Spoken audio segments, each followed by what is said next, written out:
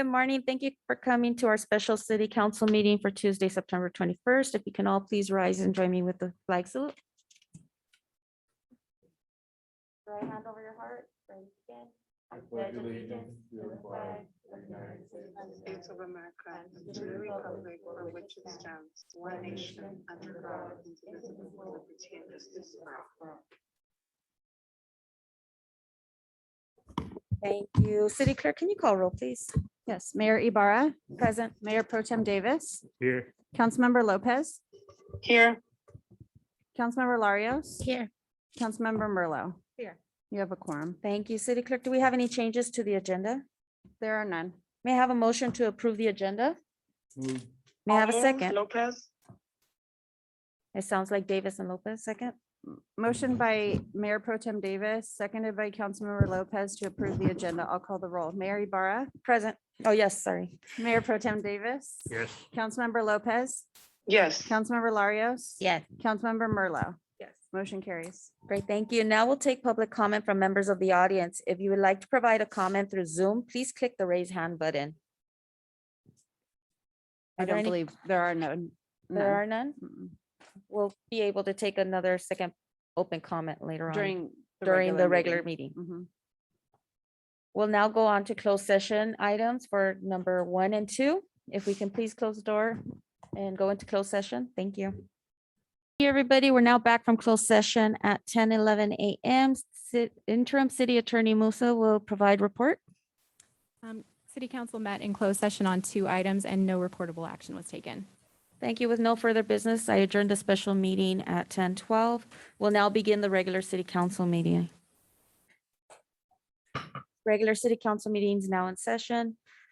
Given the flag salute was conducted during the special city council meeting, we'll now move on to roll call. City Clerk, Mayor Ibarra, present. Mayor Pro Tem Davis, Councilmember Lopez, Here. Councilmember Larios, Here. Councilmember Merlo. You have a Thank- quorum. Thank you. City Clerk, do we have any changes to the agenda? There are none. May I have a motion to approve the agenda? May I have a Almost. second? Motion by Councilmember Lopez, seconded by Mayor Pro Tem Davis to approve the agenda. I'll call the roll. Mayor Ibarra, Yes. Mayor Pro Tem Davis, Councilmember Lopez, Yes. Councilmember Larios, Yes. Councilmember Merlo. Thank you. Now we'll take public comment from members of the audience. If you'd like to provide a comment through Zoom, please click the raise hand button. Are there any public comments at this time? Seeing that there's not, we'll now go on to presentation item number 1. Agenda item number 1 is a proclamation honoring retiring employee Victor Vasquez, meter reader, lead in recognition of his dedicated service to the city of Vernon. City Clerk Pope will read the proclamation.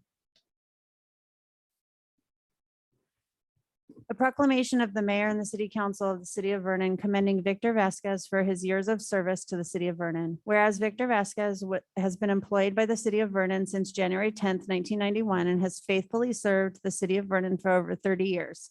And whereas Victor will retire from the city of Vernon effective September 30th, 2021 as the meter reader lead for the Public Utilities Department.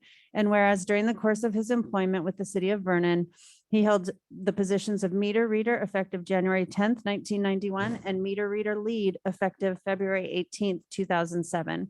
And whereas Mr. Vasquez has played a vital role in gathering customer consumption data, facilitating the process of revenue collection to enable utility services to execute accurate and prompt invoicing, and providing outstanding customer service to Vernon residents and businesses alike. And whereas Victor Vasquez has been a source of knowledge, stability, and dependability as a fixture in the water division, working alongside both the Public Works and Public Utilities Department.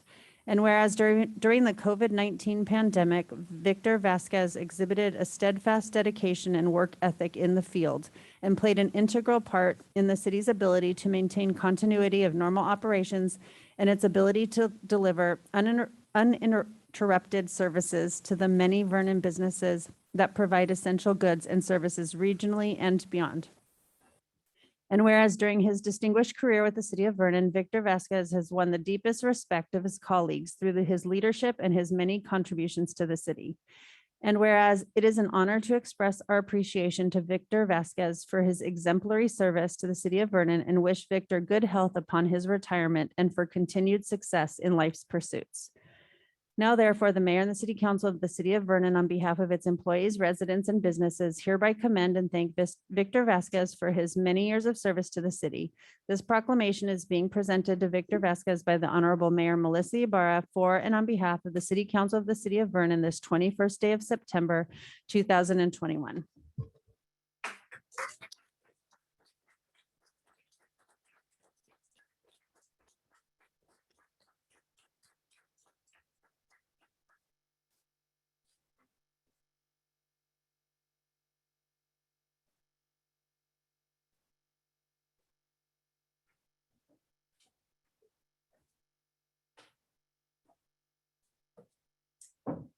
Thank you. Now we'll go on to agenda item number 2, Employee Service Pin Awards for August 2021.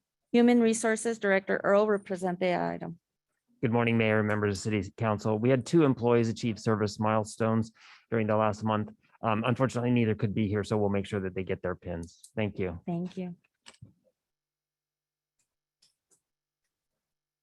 We'll now move on to agenda item number 3, presentation on pension obligation bonds. Finance Director Williams will present this item.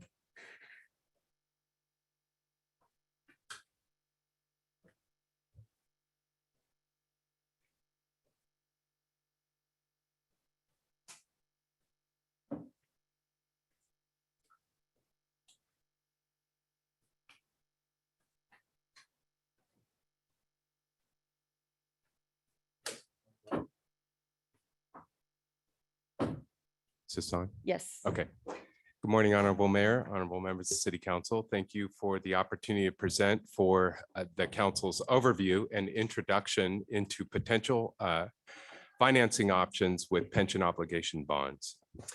Now, the council will recall that at the budget workshop earlier this year, when presenting the fiscal year 2021 and 2022 operating capital budgets, we noted that expenditures year over year were largely flat, with one notable exception, unfunded pension liabilities. And we mentioned at that time that the finance department is working with city administration on bringing forward some options and recommendations to address this challenge. And that is the nature of our presentation this morning, by way of introduction only.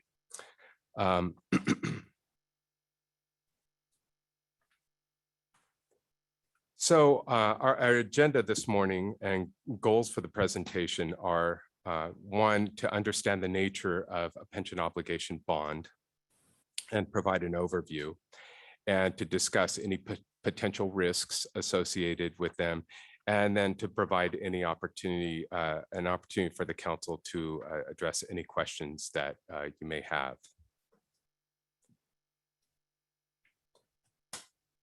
So the first slide, what we have here in bar chart format, this is a projection of our general fund expenditures, beginning in the actual audited results, 2019 and 2020 there, and then projected out through 2027.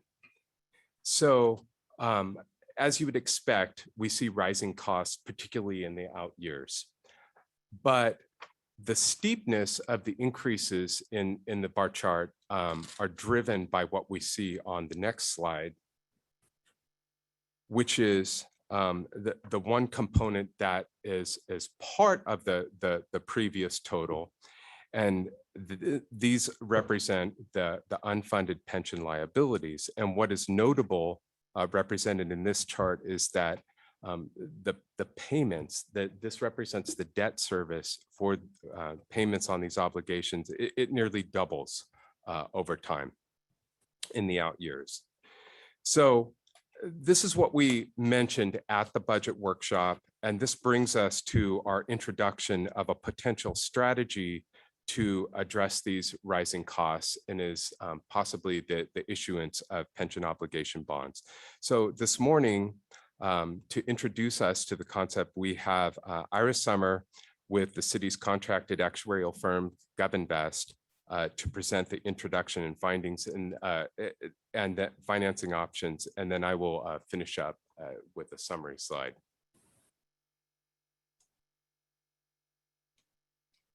Okay, I guess this means it's my turn. Yes, sir. All right.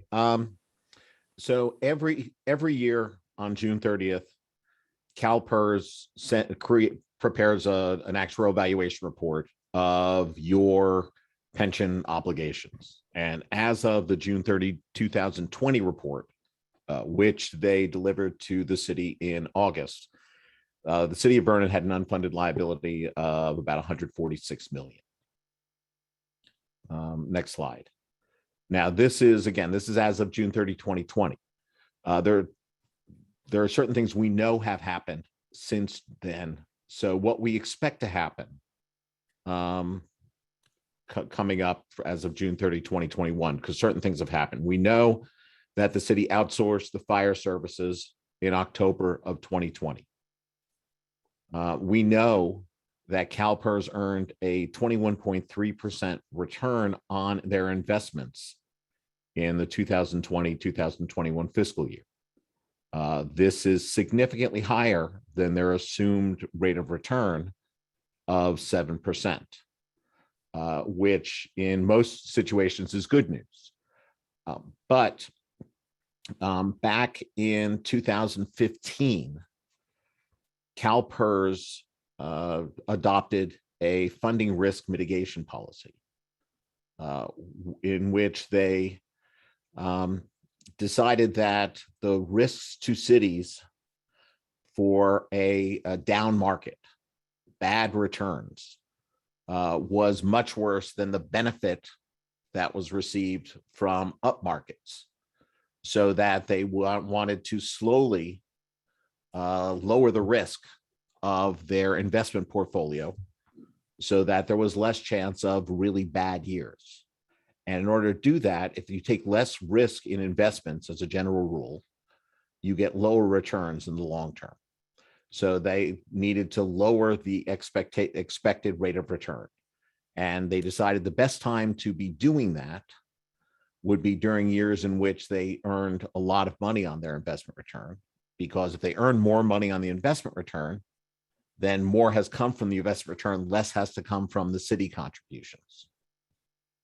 On the other hand, if they assume less is coming from the investment return in the future, then more has to come from your contribution. So what they're doing is they're taking the expected savings, the lowering of the unfunded liability that came from this one good year in investments, and they are using that as an opportunity to lower the discount rate, raise the liabilities so that there's less risk in the future. So 2021 was the first year in which their actual returns beat the assumed rate of returns by a big enough margin to trigger this automatic policy.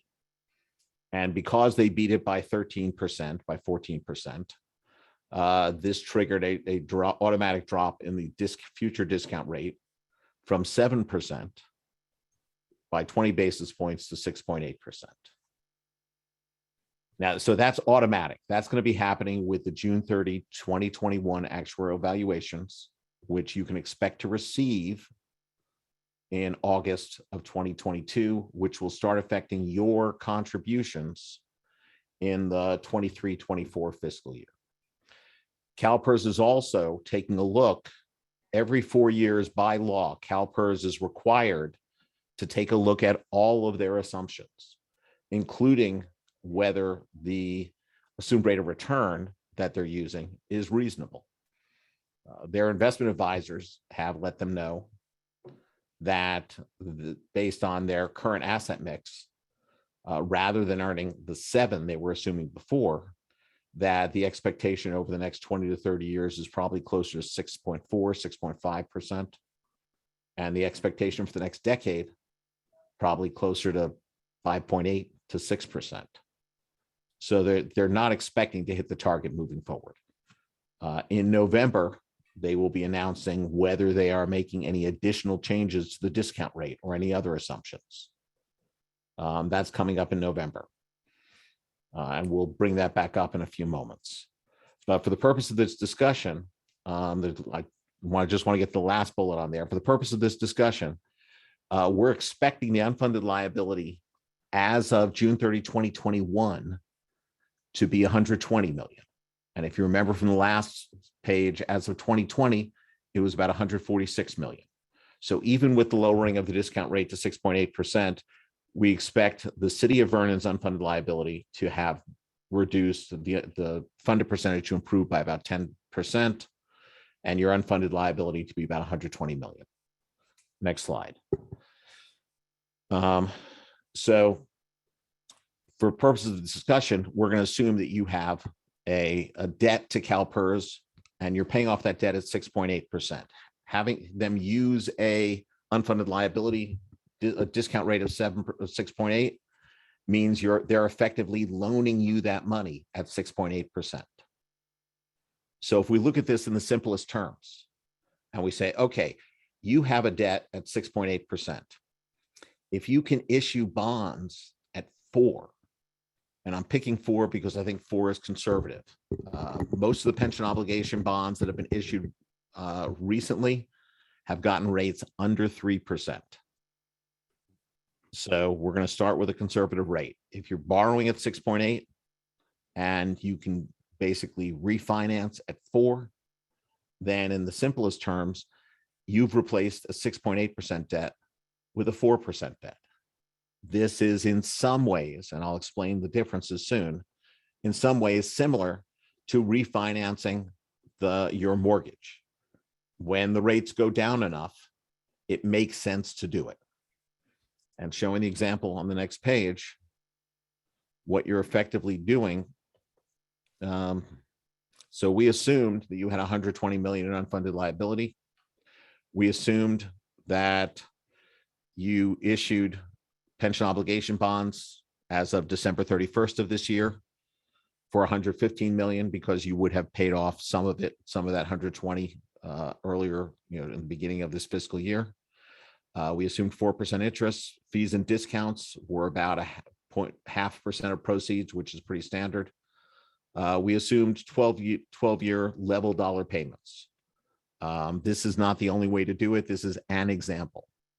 One of the nice things about pension obligation bonds is that rather than having CalPERS control how the bonds look, the city council, along with your financial advisors, decides how the bonds are going to look based on what is best for your finances and what you think can help you get the best rate from the bondholders. And then we assumed all the proceeds, 115 million, get contributed immediately to CalPERS to your plans that have unfunded liability. We assumed, again, simple example, all future experience match their assumptions and that they keep these same assumptions for the life of the bonds. Now, when that happens, on the next page, we have a graph of the cost change. The blue line is the cost you have right now, the cost structure you have right now, if you pay to CalPERS and everything goes according to their assumptions. Your costs are going to go up. Because of the 20% return. It's going to lop off sort of the top level of payments that you were expecting to make over the next decade, but you're still seeing some growth from about 11 million up to about 13 million before it levels off, and those payments continue for another 20 years. The bars are, again, the simple example of a 12-year level dollar payment of pension obligation bonds. So what happens is you pay about the same amount that you would be paying for most of that time period. But at the end of 12 years, you're done making these payments, unfunded liability payments. And all of the amounts from 2035 on are savings to the city. That means by issuing bonds of about 115 million, if everything happened according to the schedule, the city would save 38 million over the 20-year period. That is the reason why cities across California and across the country are considering pension obligation bonds. So that's the reason why agencies are saying, maybe, let me look at this. Pension obligation bonds for a long time were a nasty word in public finance, or series of words. But because of this level of savings, cities are saying, oh, let me look at this more. Now, let's go to the next screen. I want to make sure that you understand a few things. First of all, paying off your unfunded liability to CalPERS does not mean you will never have another unfunded liability again. The unfunded liability got created mostly by things that are outside of your control. And that includes things like investment losses. The fact that bond rates have dropped down to practically zero. And CalPERS has a third of their portfolio in bonds. Means that it makes it a lot more difficult for them to hit their returns. And as I mentioned earlier, CalPERS investment experts think they're going to miss their targets over the next few years. So they're going to fall short. And if they fall short, that creates a new unfunded liability for each of the CalPERS, each agency that's in CalPERS. Also, if CalPERS makes assumption changes, such as lowering the discount rate, and I'll show you how that impacts you. If they assume less money is coming from the investments in the future, that creates a new unfunded liability. So unlike the home mortgage example, where if you paid off your home mortgage and you don't issue a new one, do a line of credit or anything like that, you don't have any more mortgage payments. But with CalPERS, first of all, you continue to have additional payments. You make payments each year for each year's service as people are working. And a new unfunded liability may get created because of things that happen outside of your control, outside of CalPERS control. They don't control the economy. So that may be happening in the future. Pension obligation bonds, when they were first put in place in the 1990s, were considered by many to be almost financing magic, where unfunded liabilities went away. And for those of you who remember, the 90s were a time when the market shot through the roof. So this seemed like a way to not have to worry about your pension costs. That's not what they are. Pension obligation bonds are not a magic pill that make pension costs go away. They are one tool, a valuable tool, a powerful tool, but they get used with other parts, other things that you can control. Additional contributions to CalPERS, potentially payments into a 115 trust, any policy that you put in place to pay off any remaining unfunded liability. If you issue bonds, you don't have to issue bonds for the entire unfunded liability. You can issue it for part of it. And rating agencies look very favorably upon cities that have a policy in place to handle future unfunded liabilities as they occur. So if you decide to go forward, part of this process would be for you to adopt a policy as to how you're going to handle any new unfunded liabilities as they come in, how you are going to handle unfunded liabilities that are not being paid off by the bonds, so that the rating agencies understand that you have your hands around this whole thing, that you're being responsible with the whole thing. Now, pension obligation bonds have risks. In the short term, whether or not you save money, how much you save are based on the interest rates that you get and the payment structure you set up. But in the long term, over the life of the bonds, whether or not the bonds were a successful financing tool, whether it cost you less issuing the bonds than not issuing the bonds, will be driven by what the rate of return that CalPERS earns compared to what you issued the bonds at. So if you're issuing the bonds at 4 and CalPERS earns 6, which is less than the 6.8 they're assuming, you're going to save money, not as much as you would have if they earned 7. And if they earned 5, you'd earn even less. And we'll show that in the next few screens. So this is the screen we showed before, showing that there's basically savings of 38 million if they hit their 6.8% funding target. On the next screen, we say what happens if they only earn 6% each year. So notice the blue line is actually not coming down quite as fast. That's because they're earning 6 instead of 6.8, which means in future years, costs are higher than they would have been because less money was coming from investment return. The with bond scenario, which is the bars, has your payments, which are set and not changing in blue, but the payments to CalPERS unfunded liability, which you had wiped out, start coming back again. And there are additional payments to unfunded liability, and the unfunded liability payments are growing faster because you gave them money than if you had not. Because if you hand them an extra, let's call it $100 million, and CalPERS earns less than their assumed rate of return, earns 6 instead of 6.8, they're falling short not just on the money they had before, but also on the extra $100 million you gave them.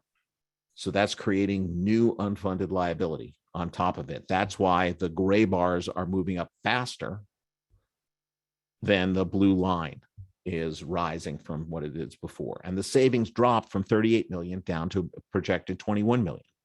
If we go to the next screen and we look to see what happens to the 5% return, the losses go up even faster. Even though the blue line is rising also, the bars are coming up faster than that, and the savings drop to 7 million. Still, you're saving money by making this deal. We go to the next one and look at 4%, there's a slight loss. And the reason there's a slight loss is because there are fees that you're paying to all sorts of advisors in order to issue these bonds. The people who are selling the bonds, the lawyers, that's why we assumed about 50 basis points, and that gets put into the bonds and spread out over a lifetime. So we're estimating there'll be a loss of about 3 million on this issuing. Now, so if we go and summarize on the next screen, you see basically as CalPERS actual returns start to decrease, your savings decrease. Now, two things that, again, we believe this analysis is a little on the conservative side. First of all, as I mentioned before, most agencies in California, even recently, have been getting rates much lower than 4, down as low as 3, and below 3 at 2.5 sometimes.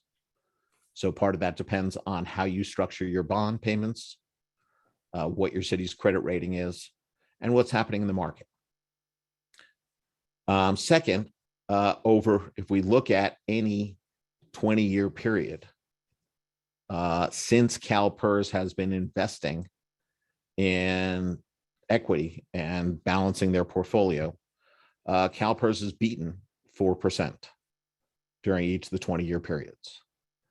So past performance, no guarantee of future success. It's tougher now because they're only going to be, the return on bonds are going to be close to 0 moving forward.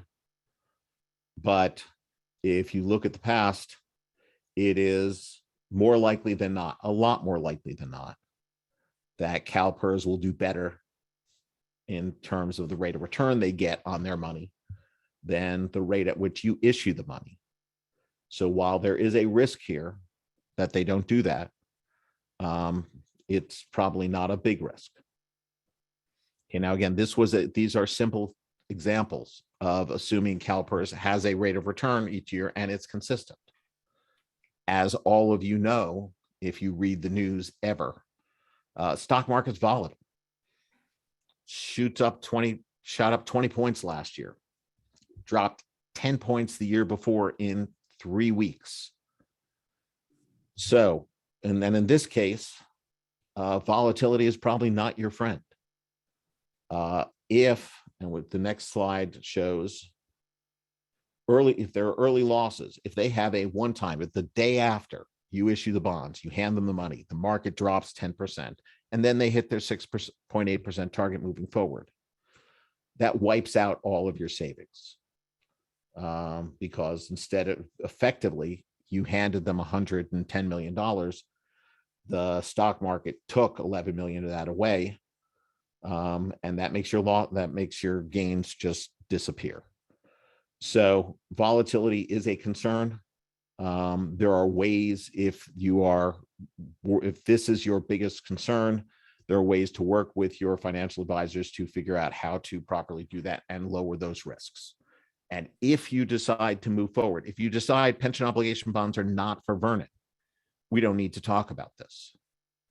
If you decide they are and you're worried about some of these risks, then we do some analysis along with your financial advisors and your legal advisors and help you figure out some strategies that will lower the risks on some of these things moving forward. So we want you to make sure you understand the risks. If you think they're worth looking at, then you give an okay to staff to start moving forward and looking at this. One more thing we want to mention, one more thing that's outside of your control, is that CalPERS, again, is going to be seriously looking at lowering the discount rate even further than 6.8. So if they drop it to 6.5, does that make the savings go away? And the answer is no. Basically, it's not as much an issue of what discount rate CalPERS earns. In the short term, that has a bit of an impact. In the long term, it's about what return CalPERS actually earns. And if CalPERS, by lowering the discount rate, changing their asset allocation, gets a more consistent way to earn 6.5%, then you've issued your bonds at 4, they've earned 6.5, you've saved money. So worry a little bit about that. So, okay, I've been droning on about pension things after you've been stuck in closed session. So now's the time for me to stop talking. Thank you, Ari. I'll just summarize here. So in summary, that was a lot, we know, but the big takeaway is we're looking at a discount rate of 6.8%. That's what our current debt service or obligation liability service payments. We estimate very conservatively at 4%. The difference is a spread between the two. That's the savings.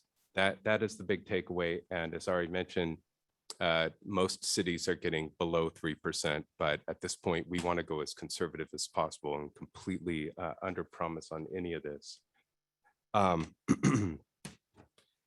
And also that there are several variables that can drive the rate that we can issue. And one is the timing of bond issuance, and that relates to the volatility in the market, how the fixed income market is doing, the duration of the bond, as well as city's credit rating and just what is going on in municipal bond markets as we go to sell these. So in terms of next steps, what we are as staff and with our firm, when a full analysis is complete, we're also issuing RFPs for bond counsel as well as an investment bank. And when the project it takes more firm shape, then we can bring this forward with some specific recommendations. But at this point, we just wanted to introduce conceptually and give an opportunity to ask any questions related to this. Thank you. Are there any questions from council at this time? No. No, thank you very much for the presentation.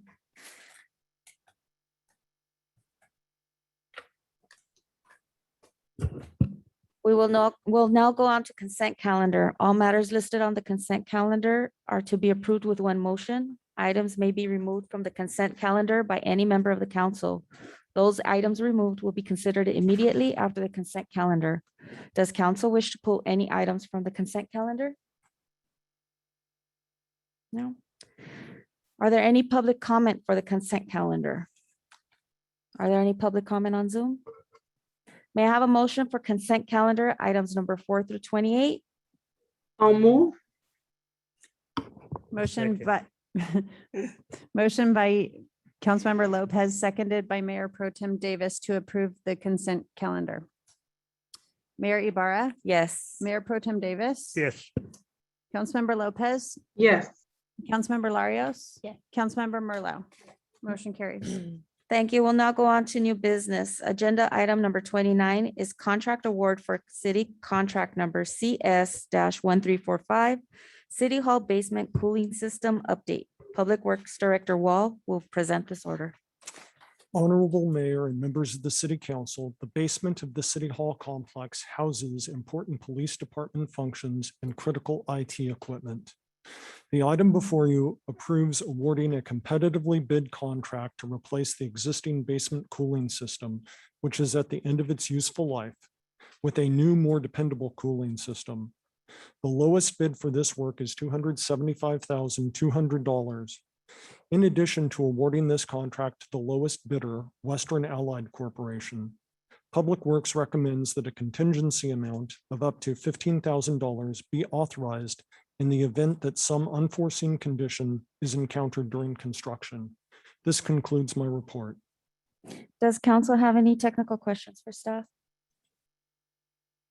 Are there any public comments for item number 29? In Zoom? May I have a motion for item number 29? I move. May I have a second? I'll second.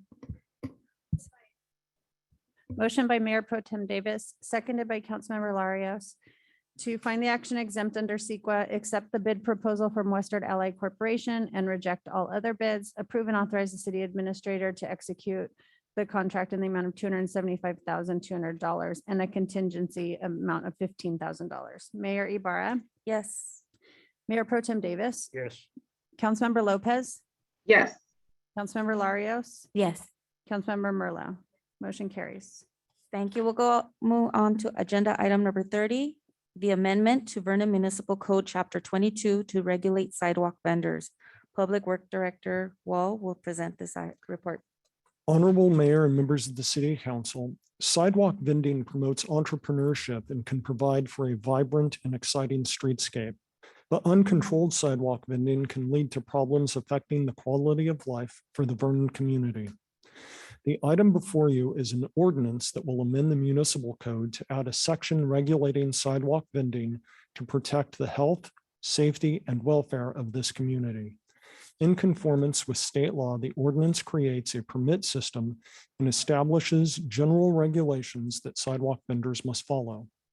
A representative sample of the regulations in the ordinance include maintaining unobstructed sidewalks, pathways, streets, and alleys, prohibition on blocking the entrances to buildings, limiting sidewalk vendors' hours of operation within areas adjacent to residential zones, requiring vendors to follow the California Health and Safety Code to prevent foodborne illnesses, requiring vendors to provide insurance similar to that required of other permittees that encroach into the public right-of-way, and prohibiting vendors from selling alcohol, tobacco, cannabis, and adult-oriented materials so that minors do not gain illegal access to these products.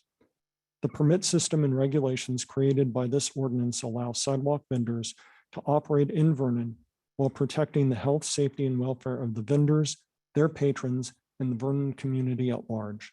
This concludes my report. Thank you. Are there any questions from council on this item? I have a question. What's the impact? Like, I don't see very many, excuse me, street vendors in Vernon or. Right. So currently we don't have very many street vendors. We wanted to be proactive with this ordinance. After seeing what happened in Boyle Heights with Avenue 26 and how those vendors were swiftly moved to different locations that may not have been ready for them, I wanted to make sure that Vernon already had a permit system in process in case that we receive those vendors. And is the permit system easily accessible? So it will be. This lays out the skeleton work for the permit system, and your action today will not make this immediately available. It has to come back for an additional reading, and then it will take place. Then this goes into effect 30 days after that. So if this passes through the council today, we will begin preparation for the permit system, creating the forms. There's a requirement for decals that will be displayed by the vendors on their equipment, that kind of thing. We'll put all of that process depending on if this passes today. Okay, thank you. I have a question in regards to the cost for the permit system for a person trying to obtain a permit. Do we have an idea as to what the fees will be? So we want to keep the cost as low as possible in order to encourage people to get those permits. So we're going to look at what other cities are charging and then look into what our own actual time is going to be in processing that. Part of the cost will not be a cost that comes to the city, but there will be a cost for fingerprinting in order to have people go through a criminal background check. And so that is going to be a cost to the vendor, but it will not pass through the city. Are there any further questions from council? Thank you. May I have a motion for this item? I'll move. May I have a second? Motion by Councilmember Lopez, seconded by Mayor Ibarra. To find the action exempt under CEQA, to waive full reading and introduce and conduct first reading of ordinance number 1276, adding Article 10 to Chapter 22 of the Municipal Code regulating sidewalk vending, and directing staff to schedule second reading and adoption for October 5th, 2021. Mayor Ibarra, Yes. Mayor Pro Tem Davis, Yes. Councilmember Lopez, Yes.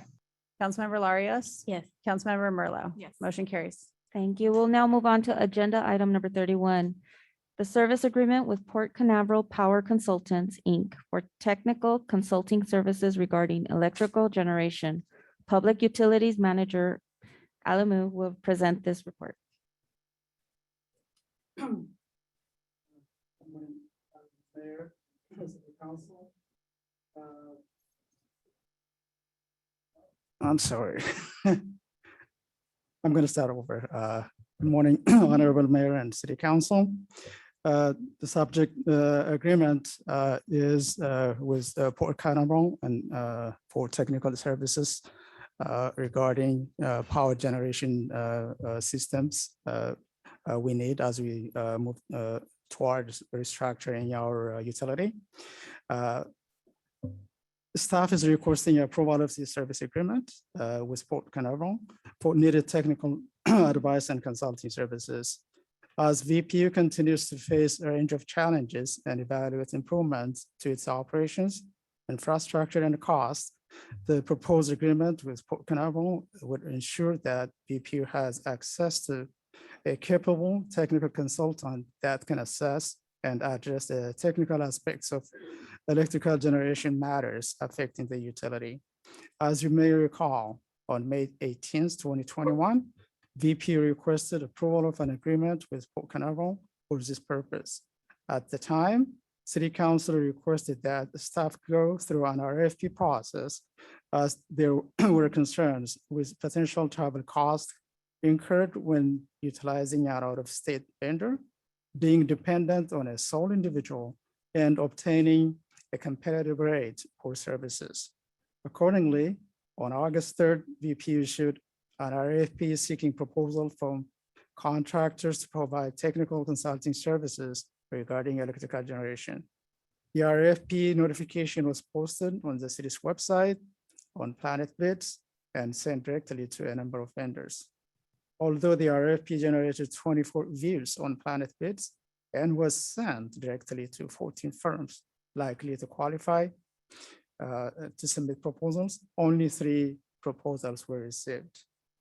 They were from Borelli and Associates, a California entity, Commonwealth Associates out of the states from Michigan, Port Canaveral Power Consultant, another out of state entity.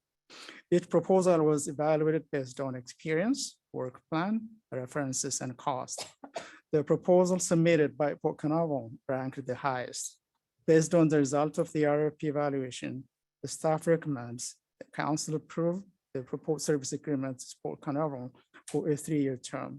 Due to the few RFP responses received, the staff utilized an industry consultant fee survey reported to reference and to ensure the proposed rate is a competitive rate for services. Based on the consultant fee survey, the proposed rate of $262 per hour, $262,000, about $260 per hour is in the range of the consultant with a level of education and experience of Port Carnarvon principal. With this, we ask you approve the proposed agreement. Thank you. Thank you. Does council have any technical questions for staff at this time? Are there any public comments on this item? May I have a motion for item number 31? I move. May I have a second? I'll second. Motion by Mayor Pro Tem Davis, seconded by Councilmember Merlot, to approve and authorize the city administrator to execute a services agreement with Port Canaveral Power Consultants in an amount not to exceed $786,000. Mayor Ibarra. Yes. Mayor Pro Tem Davis. Yes. Councilmember Lopez. Yes. Councilmember Larios. Yes. Councilmember Merlot. Yes. Motion carries. Thank you. We'll now go on to oral reports. City Administrator Fandino, do you have a report? Yes, Honorable Mayor. National Cleanup Day in Vernon was this past Saturday. It was a great success.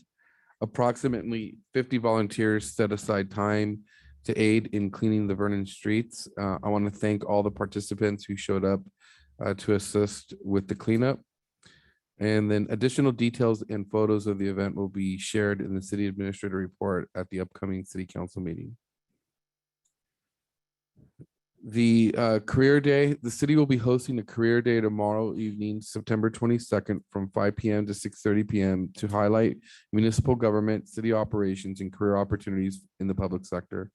Attendees will be introduced at the city to the city of Vernon, and its representatives from each city department will be presenting information on the respective roles in city government. The event has been announced via social media, and invitations have been sent to local high schools and Vernon residents. All interested parties are welcome to participate in person or via Zoom. Please contact my office for additional information at this event. The blood drive, Vernon Police Department and Health Department are proud to host the City of Vernon annual blood drive event to benefit patients of Children's Hospital of Los Angeles. Every month, Children's Hospital of Los Angeles must collect 2,000 units of blood products to meet the needs of its patients. Each donation will help 2 children. The blood drive is scheduled for September 30th from 11 a.m. to 5 p.m. at City Hall. A minimum of 40 participants are required for the event. So if interested, we ask that you register at your earliest convenience. The registration deadline has been extended to Thursday, September 23rd. The city is yet to meet its 40-person minimum. For more information, please feel free to contact my office. DUI checkpoints on August 20th and 27th. Vernon Police Department held Office of Traffic Safety funded checkpoints in the 3700 block of Soto Street.